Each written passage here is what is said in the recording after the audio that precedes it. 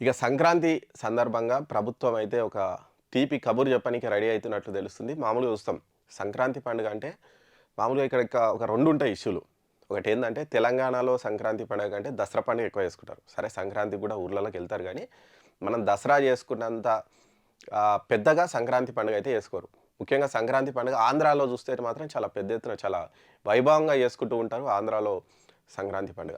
మరి ఈ నేపథ్యంలో మరి సరే దాని గురించి మనం తర్వాత మాట్లాడుకుందాం గానీ, ఇప్పుడు సంక్రాంతి పండుగకి ఎవరైతే ఊర్లలోకెళ్తారో మరి వాళ్ళకు టోల్ ఫీజు మినహాయింపు ఇయ్యనీకే ప్రభుత్వం అయితే భావిస్తుంది. అంటే ఎందుకంటే మనం మామూలుగా చూస్తాం. సంక్రాంతి పండుగ వచ్చిందంటే ఇక్కడ విజయవాడ వైపు వెళ్ళేటువంటి హైవేలు కావచ్చు, ఆ ఖమ్మం పోయేటువంటి హైవేలు కావచ్చు, పెద్ద లైన్‌లుంటాయి. ట్రాఫిక్ జామ్స్ ఉంటాయి. మరి ఈ ట్రాఫిక్ జామ్‌ను తగ్గించనీకే టోల్ గేట్లు ఫ్రీగా ఎన్ని వెహికల్స్ పోయినా ప్రభుత్వమే ఆ టోల్ ఫీజు కట్టే విధంగా మాట్లాడుతున్నారట. దానికి సంబంధించి ఆల్రెడీ వీళ్ళు ఇక్కడ చేస్తుర్రట. మరి లాస్ట్ ఇయర్ 2023, 24లో ఎంత పోయినాయి ఆ వెహికల్స్ టోల్ ద్వారా దాన్ని లెక్కలన్నీ కూడా తీస్తున్నారట. కాబట్టి సంక్రాంతికి సొంతూర్లకెళ్ళే ప్రయాణికులకు టోల్ ఛార్జీలకు తామే చెల్లిస్తామని అందుకు ఆల్రెడీ అనుమతి ఇయ్యాలని కేంద్ర రోడ్డు రవాణా శాఖకు వీళ్ళైతే లెటర్ రాస్తారట. మరి ఆల్రెడీ వీళ్ళు సమీక్ష కూడా ఈరోజు చేస్తారట. ఈరోజు సమీక్ష తర్వాత దీని మీద ఏదైనా డిసిషన్ తీసుకునే అవకాశం అవుతుందంట. లాస్ట్ ఇయర్ చూస్తే ఇక్కడ హైవే మీద ఈసారి NH65 అంటే మామూలుగా విజయవాడ హైవే ఏదైతే ఉందో బాగా రద్దీ ఉంటుంది సంక్రాంతి పండుగ టైంలో. మరి అక్కడ ఈ టోల్ గేట్లతో పాటు రోడ్డు విస్తరణ పనులు జరుగుతున్నాయి. దాంతోటి బాగా ట్రాఫిక్ జామ్లు అవుతున్నటువంటి నేపథ్యంలో ఇవన్నీ కూడా ఎందుకు ఇబ్బంది అని వీళ్ళు ఈ టోల్ ఫీజు మినహాయింపు ఇయ్యనీకైతే ట్రై చేస్తున్నారట. మరి ఎవరైతే ఆ టోల్ గేట్ల ద్వారా దాటుతారో వాళ్ళకు ప్రభుత్వమే డైరెక్ట్ టోల్ గేట్లకు ఫీజు చెల్లించే విధంగా చేస్తుందట. ఇక్కడ పాత లెక్కలు కూడా ఉన్నాయి. ఇక్కడ చూడొచ్చు మనం. 2023 చూస్తే ఈ పంతంగి టోల్ ప్లాజా దగ్గర జనవరి 11 నుంచి 18 వరకు ఇక్కడ దాదాపు 3,51,000 వాహనాలు ప్రయాణించినాయంట. ఎప్పుడు 2023లో 4,72,00,000 టోల్ ఫీజు వసూలైందట.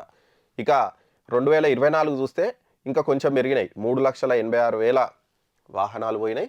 5,37,00,000 toll fee వసూలైంది. మరి ఈసారి ఎంత అవుతుండొచ్చు ఇంకా అంటే లాస్ట్ ఇయర్కి ఈసారికి ఒక 30,000 పెరిగినాయి కాబట్టి ఇప్పుడు కూడా వేసుకున్న 4,00,000 పైన వెహికల్స్ పోయే అవకాశం ఉంది. ఓన్లీ పంతంగి టోల్ ప్లాజానే ఇది. ఒకటే టోల్ ప్లాజా గురించి చెప్తున్నాం మనం. ఓన్లీ ఏదైతే విజయవాడ హైవే మీద ఉందో ఆ టోల్ ప్లాజా నుంచి ఇన్ని వెహికల్స్ పోయినాయంట. మరి ఈసారి అంతకంటే ఎక్కువ పోయేటువంటి అవకాశం అయితే ఉంది. ఇక్కడ డే వారీగా కూడా ఉన్నాయి చూడండి. 2026 జనవరి 11న ఈసారి అంచనా 82,000 వాహనాలు పోవచ్చు అటు ఇటు. దాని ద్వారా ₹1,00,00,000 అవుతుందంట. ఇక కొర్లపాడు దగ్గర 52,000, అక్కడ దగ్గర దగ్గర ₹1,00,00,000. జనవరి 12న ఇక్కడ చూడొచ్చు 68,000కు 90,00,000. ఇట్లా మొత్తం కలిపితే మొత్తం 4,86,000 వెహికల్స్ పోవచ్చు. ₹6,41,40,00,000 ఈసారి టోల్ ఛార్జ్ కింద వచ్చే అవకాశం ఉందని వీళ్ళైతే అంచనా వేస్తున్నారట.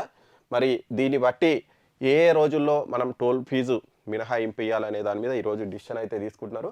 మరి దీని మీద ఎలాంటి నిర్ణయం వస్తుందో చూడాలి. ఎందుకంటే మళ్ళీ ఇక్కడ ఇంకొకటి వస్తుంది ఖచ్చితంగా. ఎందుకంటే ఆంధ్ర పండుగలకేమో మీరు టోల్ ఫీజు మినహాయింపు ఇచ్చారు, తెలంగాణ పండుగలకు మాత్రం పట్టించుకోలేదు. రేవంత్ రెడ్డికి ఆంధ్ర వాళ్ళ మీద ఉన్నంత ప్రేమ తెలంగాణలో మీద ఉండదని మళ్ళీ ఖచ్చితంగా బీఆర్ఎస్ వాళ్ళు తెచ్చే అవకాశం అయితే ఉంది. ఎందుకంటే ఇది కంటిన్యూ చేయాలి. మన దసరా పండుగకి ఏమో ఇవ్వలేదు. ఇప్పుడు సంక్రాంతి పండుగకు మామూలుగా పోయేదంతా ఎక్కువ ఆంధ్రోళ్ళే పోతుంటారు.